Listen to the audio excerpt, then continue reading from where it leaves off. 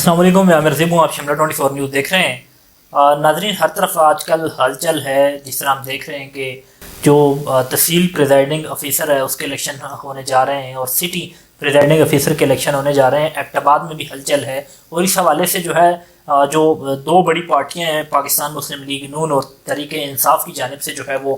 لائحہ عمل تیار کیا جا چکا ہے، اور جو تحریک انصاف ہے اس کی جانب سے کل جو بروز جمعہ ہے، کل جمعے کے روز جو ہے وہ جمعے کے بعد جو ہے وہ شو آف ہینڈ کے ذریعے جو ہے وہ اس کے حوالے سے وہ اپنا امیدوار سامنے لائیں گے، اور امیدوار میں جو ہے وہ پاکستان تحریک انصاف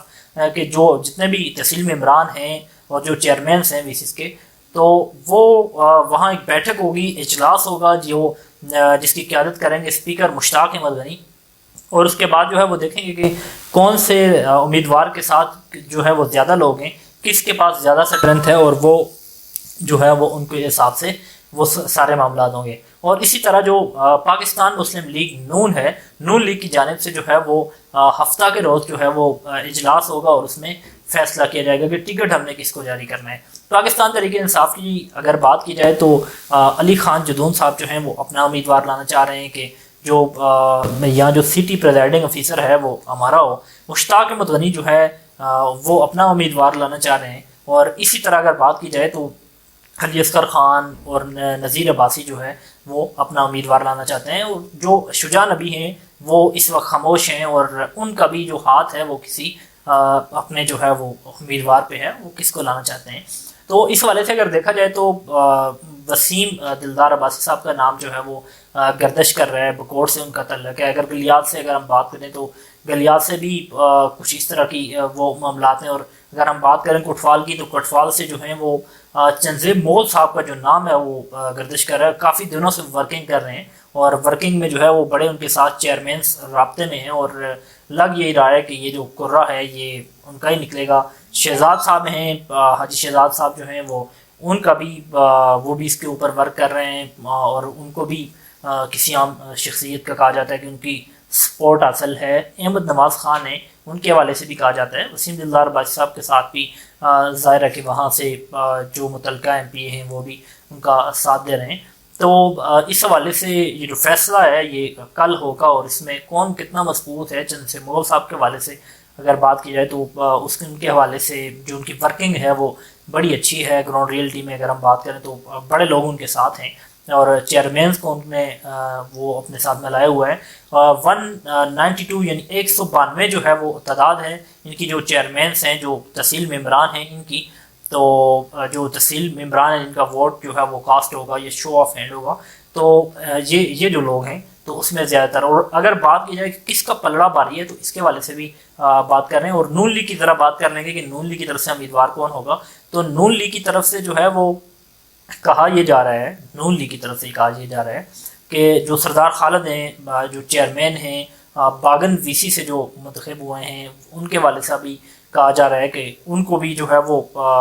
بڑی جو ہے وہ ان کو حمایت حاصل ہے وفاقی وزیر صاحب کی، اور ظاہر وہ نائب صدر بھی تھے جو ابھی ان کی تنظیم سازی تھی اس میں، ابھی بھی جو ہے وہ نائب صدر بھی ہیں، تو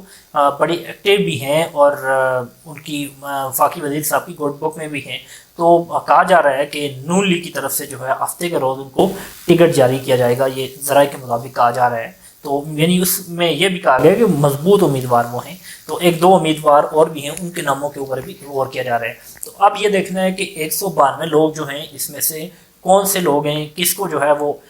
ووٹ دیا جائے گا۔ اس حوالے سے سردار اقبال صاحب کے حوالے سے بات کی جائے، وہ چیئرمین سے انہوں نے بھی یہ خبریں چل رہی ہیں کہ آزاد حیثیت سے الیکشن لڑنے جا رہے ہیں۔ ذیشان صاحب کا کہا جا رہا ہے کہ وہ جو ہیں وہ بھی اس آزاد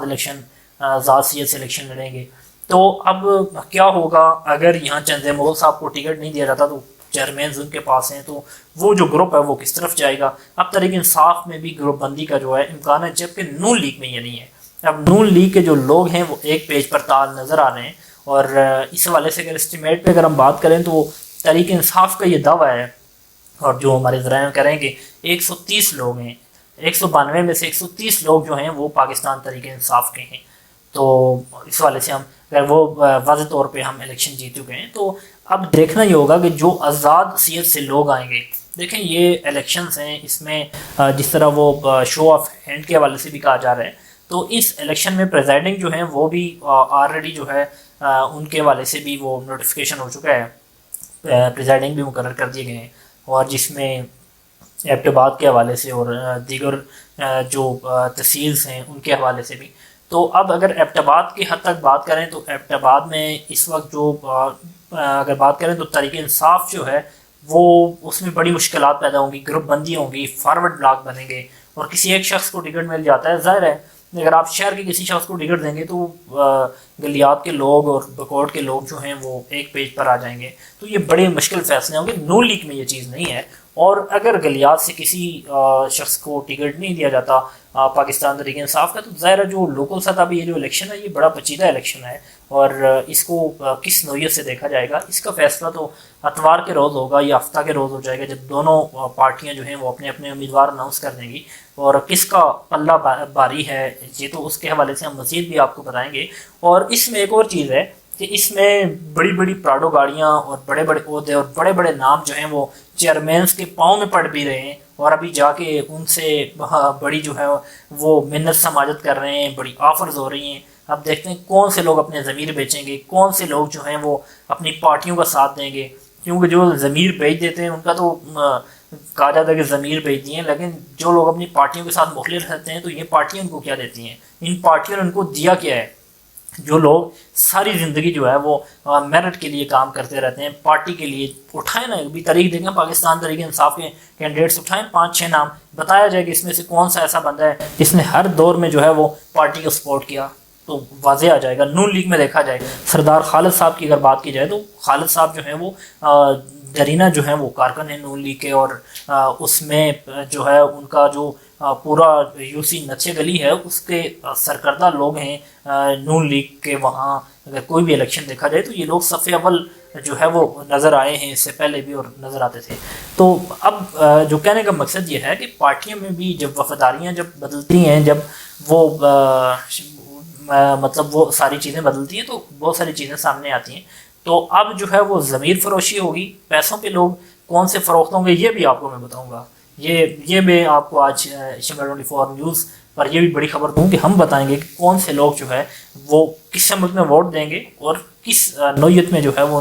ان کا ووٹ کس طرح جو ہے وفاداریاں بدلیں گی۔ آج بہت سارے لوگ خاموش ہو گئے ہیں، چیئرمینس کی جو ہیں وہ عیش و عشرت، اور اس میں وہ ابھی ان کے لیے بڑے اچھے مواقع ہیں کہ وہ کروڑ پتی اور بننے والے ہیں، اور بڑی بڑی آفریں بھی ہو رہی ہیں کہ کئی لوگوں کو پارٹیوں میں عہدوں کی ہو رہی ہیں، تو بڑے نامی گرامی لوگ ہیں نون لیگ کے متعلق ہیں، نامی گرامی پاکستان تحریک انصاف کے لوگ متعلق ہیں، تو بڑے عہدوں کی آفرز ہو رہی ہیں اور فنڈز کی آفر ہو رہی ہیں، اور بعض لوگوں کو نقدی بھی جو ہے وہ آفرز ہو رہی ہیں۔ بتائیں گے ہم کون سے لوگوں کو یہ دیے جا رہے ہیں۔ تو اب اس مارکے میں جیتے گا کون،